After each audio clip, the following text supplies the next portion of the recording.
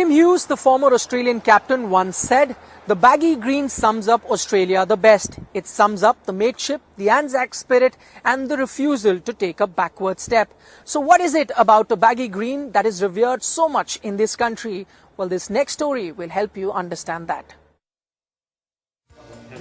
For the last 35 years, Trevor Waugh has been making caps for a living. Only it isn't any ordinary cap he makes, but arguably the most famous sporting cap in the world, the Australian baggy green. The factory was originally in Sydney but was recently moved to Melbourne.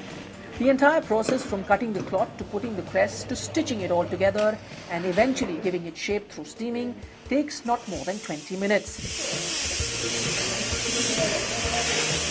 When Ricky Ponting's cap was getting in a fair state of disrepair, a lot of the media actually started reporting on the state of Ricky's baggy green as opposed to almost how well he was going on the cricket field. So given that it was being noticed so much, we had to address that. We had to make some very, very discreet repairs to it, and I've got to say Ricky was very, very nervous and very, very particular about what we were going to do to this baggy green. So when you see someone like Ricky Ponting obviously idolising this baggy green, it shows how important it is to them, and of course therefore we have to treat it just the same as well.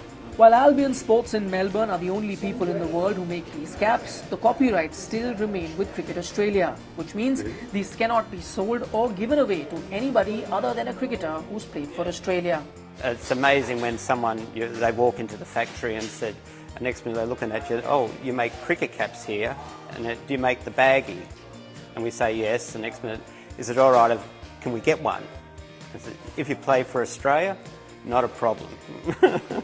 But it's been asked so many times, and it's one of those things that would degrade the cap if we started handing it out. Plus, we're not allowed to in the first instance. A lot of visitors to our headquarters here love to pick up a baggy green and feel it and touch it. We're just pretty careful about what else we let them do to it.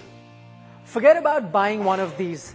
The first thing I got told as soon as I entered the factory was that I can't even put this on my head.